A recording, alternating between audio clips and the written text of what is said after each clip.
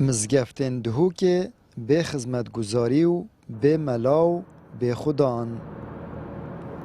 روژا اینی 26 هشتی 2022 المزگفت صلاح الدین الایوبی الدهوکه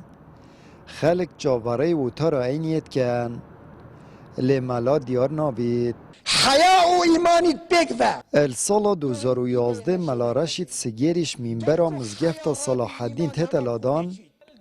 و تنهاج دا کسک وکو خوبخش و ترا اینی الوی مزگفتت خینید. مخاطبي هاي ملا مصطفى وهو تقريبا 8 ساله خدمته في مزقفتي كات خو بخش حطونو كجي ناتش راتبك بتشيكينا تشتك بيجي اوجي مجبوره فقيري بخشول بكاد وعيال اخو ربابات يعني خطيب واذن هردما رسمينينا هما ازو اوين وام خو بخشين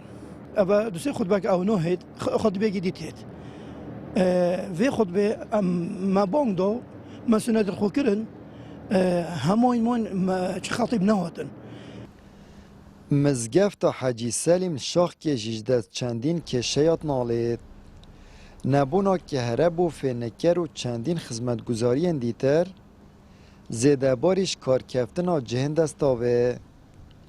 اوش بلیک و اوقاف کسک خانی مزگفت آکنجی کریه و بدل خلک دوری نینه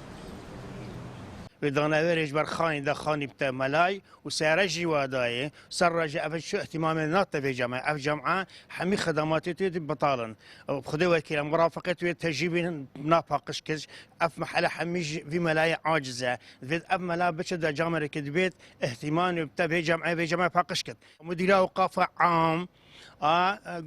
قلت بخدي اشتبت الحسك بنقلكم بس خدي نشم باشه مدير عام اوقافي بوش تبين شيء كسبب شيء واسطاكي قوي بخلدفت كي شو مساله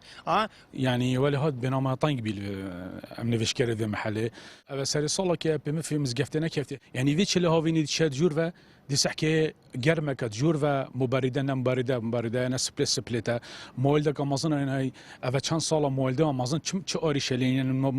مولده نادن شولی باشه تو نادن شولی سبب چیه هندك الدور بريتوي دي بيجي مزقف مالا بابا ويا یا تسلیمی واکری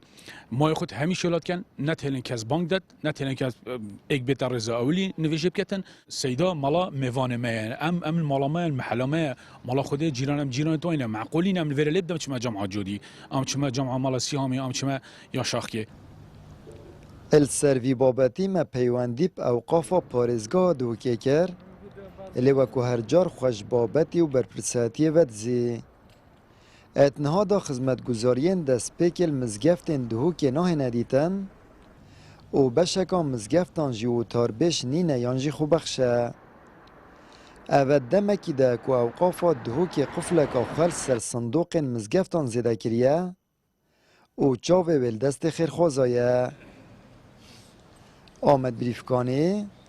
کنال اسمانی پیام دهوک